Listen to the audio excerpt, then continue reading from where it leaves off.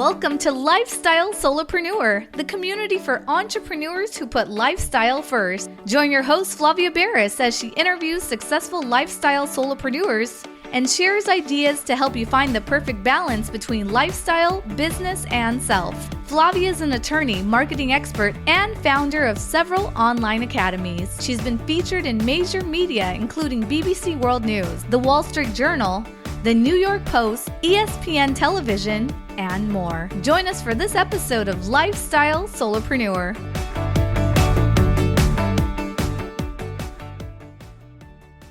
Hey, Lifestyle Solopreneurs. Today we get to meet Jay Connor. He has been buying and selling houses since 2003 in a population of only 40,000 people, with profits now averaging $82,000 per deal. He has rehabbed over 500 houses and been involved in over $118 million in transactions. Jay has completely automated his annual seven-figure income business to where now he works less than 10 hours per week in his buying and selling houses business. His passion is motivating and teaching other real estate investors how they too can raise private money without ever asking for money. As a result, Jay has consulted one-on-one with over 2,000 real estate investors. When he lost his lines of credit at the bank in 2009, and that was a terrible time in real estate, he raised $2.1 million in private money in less than 90 days. So that's when he was cut off from banks. I'm very curious to hear more about that. He's now a two-time national best-selling author. He's a national speaker on the topics of private money, foreclosures on this side of COVID, business automation, and personal development. He also hosts the Raising Private Money podcast. Welcome to the show, Jay. Flavia, thank you so much for inviting me to come along to talk about my most passionate topic, that being private money, because private money has had more of an impact on mine and my wife, Carol Joy's real estate investing business than any other strategy that we've employed. You know, the two biggest questions I hear in real estate from particularly new real estate investors is, how do I find the deals and how do I fund the deals? And so here in this episode with you, Flavia, we're talking about how to get the money for real estate deals without ever asking for money. I love it. And I think you're right. Those are the two big questions. How do I do this? How do I fund it? But how did you get into real estate? I'm always curious how people get pulled in a direction and then, especially in your circumstance, right? You've achieved all this success in real estate. How did you kick that off?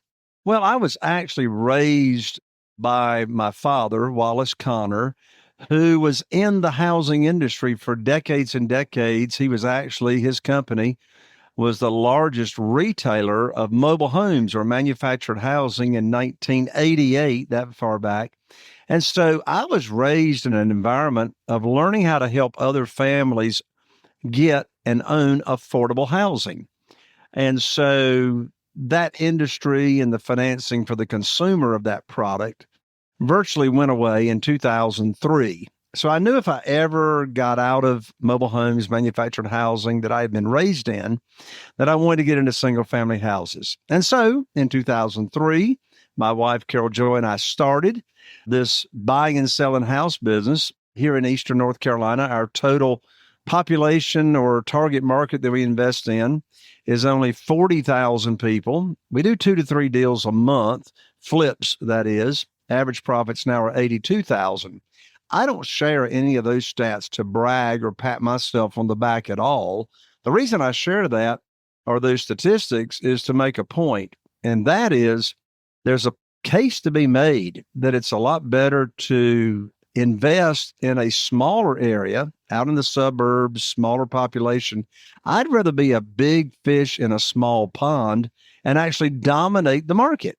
So I know that my company, we are buying and investing in most of the best deals here in our local area. So anyway, we started investing in single family houses. And from 2003, Flavia, until 2009, January 2009, those first 6 years, all I knew to do as far as getting our funding for our real estate deals was to go to the local bank get on my hands and knees, put my hands underneath my chin and say, please fund my deal, and have to supply my tax returns and raise up my skirt so the banker can look at my personal assets and provide tax returns and credit scores and all that stuff. Well, that worked okay for the first 6 years.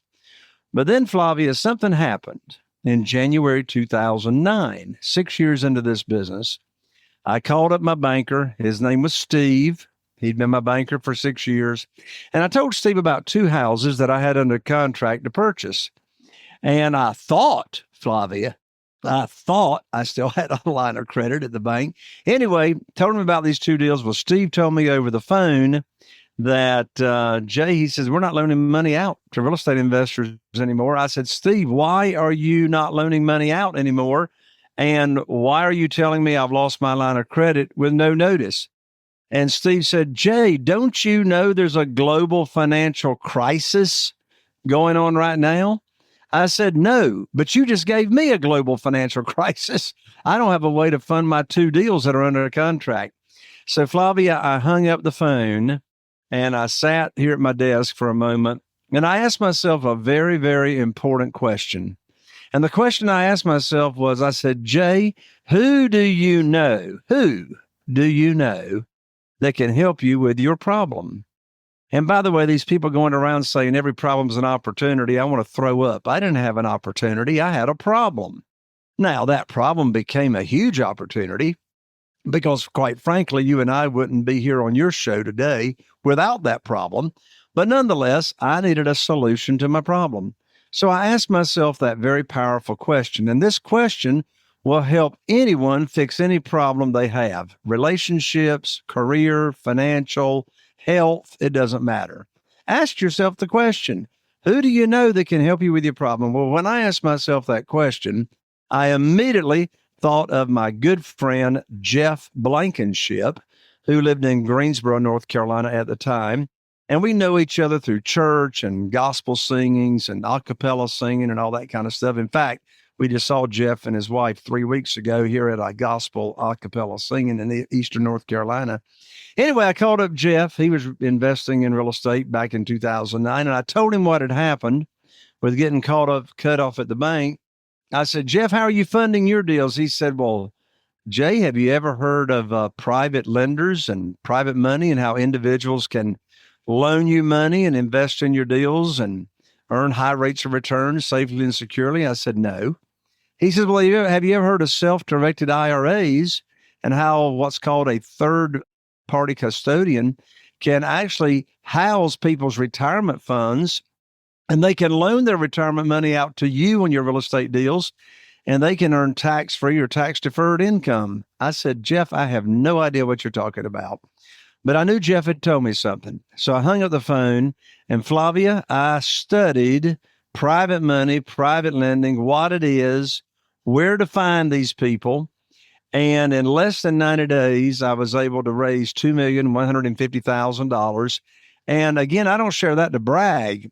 What I'm sharing here is that I went about it, and I still go about it today without ever asking anybody for money.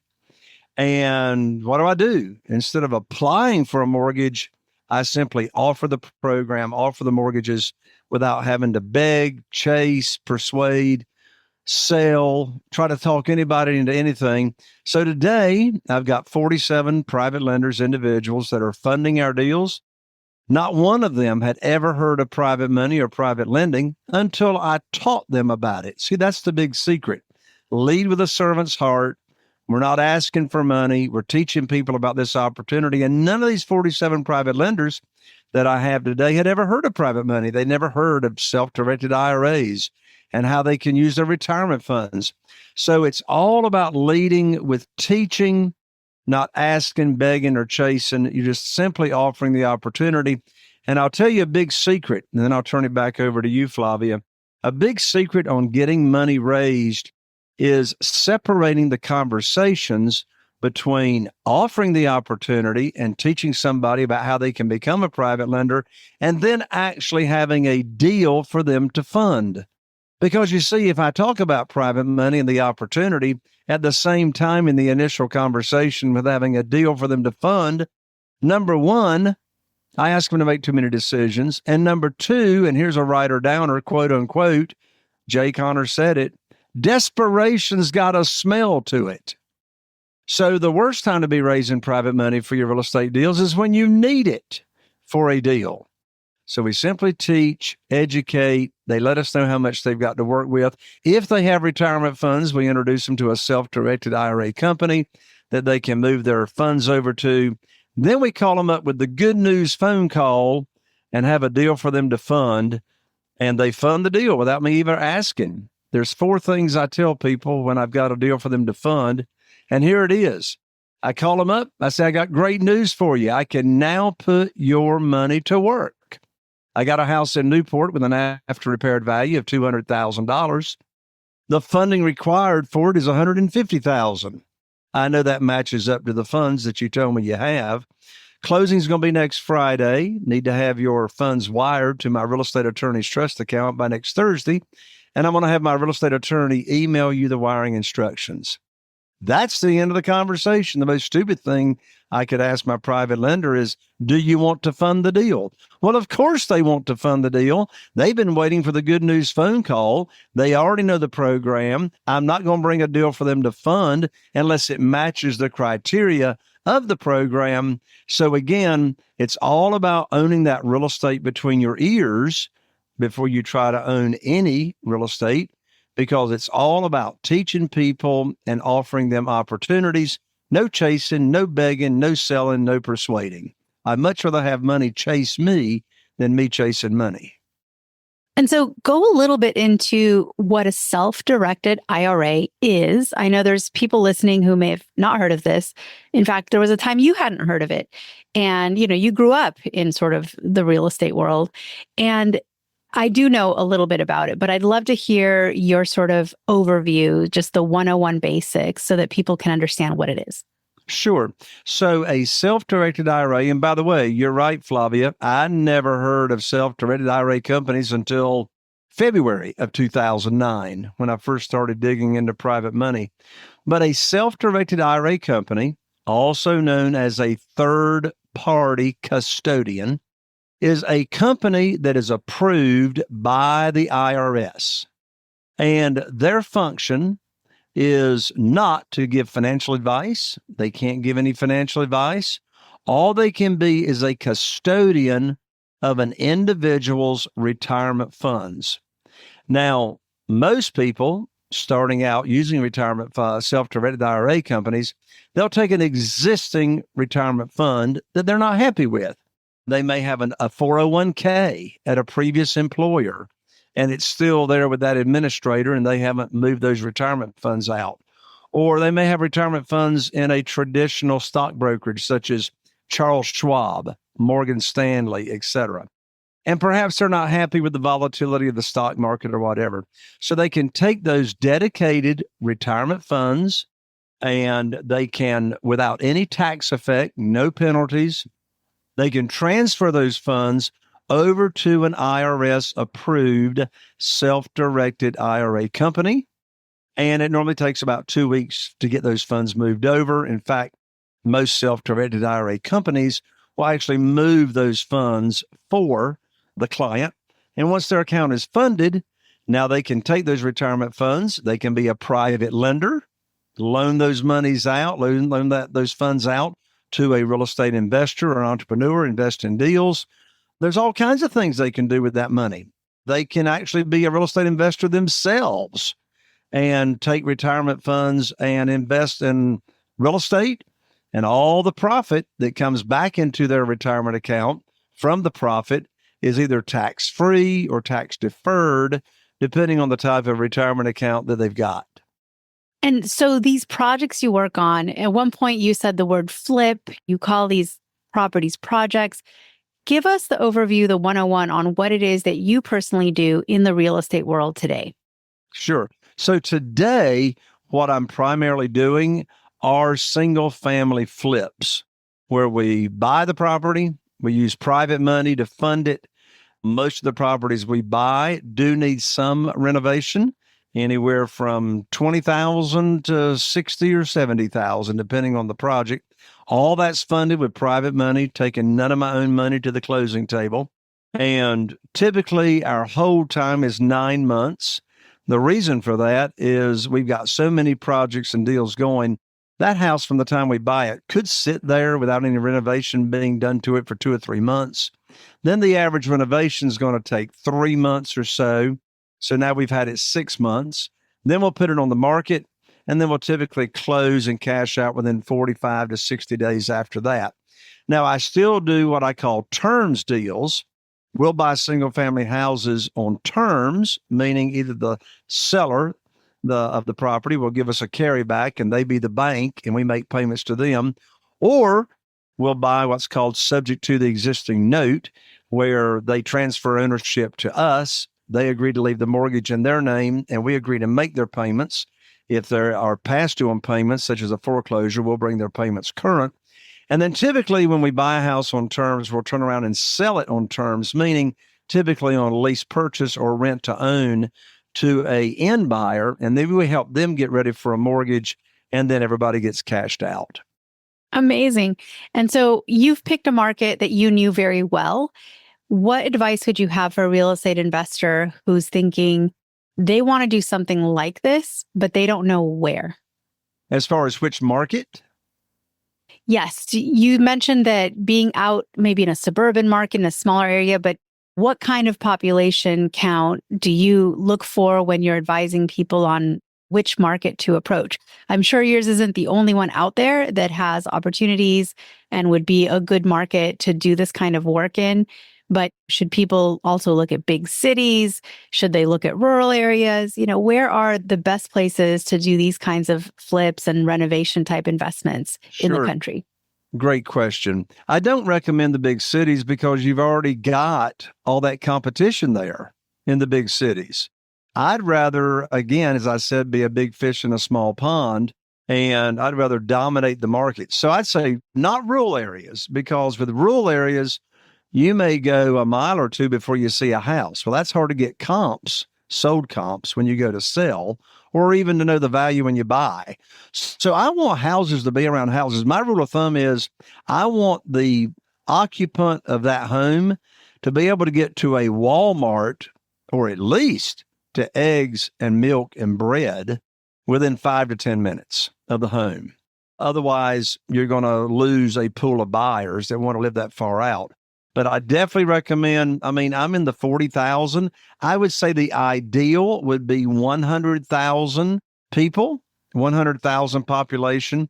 Another rule of thumb I have, particularly when you're starting out, if you can't drive by the property and see it yourself before purchasing and then during the process of getting it ready for sale, don't do it. I want to be able to drive by and look at my properties and not rely on pictures and that type of thing. Great advice. You've written books. I love speaking to people who have sort of achieved that very difficult goal of getting thought on paper, publishing books, getting your expertise out in the world in that format. Was that difficult for you, or are you kind of a born writer? And when did you decide to publish books, and how did your process go? Well, it was very difficult for me. It took me 3 years to finish my first book. By the way, don't let that be a discouragement to anyone that's listening to this show. I won the award on procrastination on that. When I really set my mind to it, I was able to finish it within 2 months. So I waited too long. I really waited too long to publish and be an author. Because, first of all, when you're an author and you know what you're talking about, your credibility just goes through the ceiling. In fact, after I became a published author, when people would ask me, what do you do? I just say, well, I'm an author. Well, doesn't that open up conversation right there? Oh, you're an author. Well, what do you write about? Oh, well, I write about private money and how private lenders can make high rates of return and how to get your real estate deal. So it just opens up conversations. So I agree with you, Flavia. I believe any entrepreneur, anyone that's got expertise, write a book I mean, you don't even have to start out with a full book being published. I mean, start out by writing, an electronic book that, you can offer to your friends on Facebook and et cetera. There's so many benefits to having your own book. And the first one is when you write your own book, even if it's an electronic book or pamphlet, when you write that, you're going to know your stuff, because unless you can articulate it and you can put it in writing, you really don't understand it. And of course, when you're writing a book, you are a teacher, right? Your book, you're teaching people what it is that you have an expertise in. And when you teach something, you actually become so much better at what you're teaching yourself. When the procrastination was over, how was it that you could get yourself to be motivated, to stay on task? Do you have any tips or hacks for people that are on that same procrastination wave that want to get off that? Yes. I hired a dear friend of mine who is an excellent writer. And I hired him up. His name's David. I said, David, I need you to hold my feet to the fire, and we got to get this thing finished. So we had, and here's a writer downer, we had a weekly meeting every week, same time, same day. And we caught up each other on the progress of the book. And before we got off of that 30-minute call, I promised what I was going to get finished by the following week. And during that week, he was editing what I had just written. So accountability, weekly meeting, and get you a good editor. And you also started a podcast. So tell us a little bit about your podcast. Is it interview-based? Is it more about you and your expertise? What kinds of topics do you talk about? Sure. Thank you for asking. Well, the name of my podcast is Raising Private Money with Jay Conner. So whatever your favorite podcast platform is, just search for Raising Private Money and you'll find it very, very easily. I'm in my 8th year right now, and we have over 700, maybe 800 episodes. And most of the time what I'm doing is I'm interviewing people that have been very successful at raising private money for their own deals, their real estate deals, raising money for capital ventures, for starting up a business. So I interview those individuals and we really dive deep, step by step. How do they have gone about raising private money? How do they find people to talk to? What is their scripting that they use? What are the mistakes that they've made in raising funding for their business? So yes, it's primarily interview-based, where I'm diving deep with my guest on how they have gone about raising private money. And you're not just an expert on raising financing and real estate, but you also teach business automation. I'm interested in that because I know you're now working less than 10 hours a week on your business, but your business is the kind that I know there's people out there who would spend 90 hours a week doing the same kinds of things you do. So go a little bit into that. How do you maintain so much white space on your calendar, and how have you developed automation hacks or techniques to help you in that? Well, I assure you, Fabia, it didn't start out this way. When I started this in 2003, Carol Joy and we were running around with our hair on fire, doing everything. Now, we weren't doing the rehabbed. I mean, I don't even know how to hold a hammer. I mean, we were subbing that out. But, all the marketing and the operational aspects and check writing and all that for the business. But a year into this, I came around the corner one evening at 10 o'clock in our home, and I saw my wife, Carol Joy, very upset and crying. And I asked her, what's the matter? And she says, I can't handle this anymore. I can't take it. And I had a wake-up call that night. We were netting over $1 million a year that first year doing this. But the lesson I learned is you can be making all the money in the world, but it's not worth the journey if your business is running you instead of you running it. So I set out on a mission over the next year to automate everything that I do. So how did I go about that? I started categorizing and logging every task and every activity that I did. And Carol Joy did the same thing. And so I set out on a mission, and I call it the 3D mission, which stands for dictate, delegate, and disappear. Dictate, delegate, disappear. So what is automation? Automation is delegating tasks out that you do either to technology, software, and people on your team. So, for example, how do we save time in the business? Well, I have proprietary software that my acquisitionist, well, what in the world is an acquisitionist? An acquisitionist is a person that talks to motivated sellers of houses. Therefore, she's an acquisitionist. She negotiates the acquisition, if you will, of that property. I got the same acquisitionist now for 19 years. So my acquisitionist, her name is Kim. We use the same software to communicate with each other as far as what stage in the pipeline of that deal is it? Did it just come in from one of our lead sources? Has the acquisitionist Kim talked to them?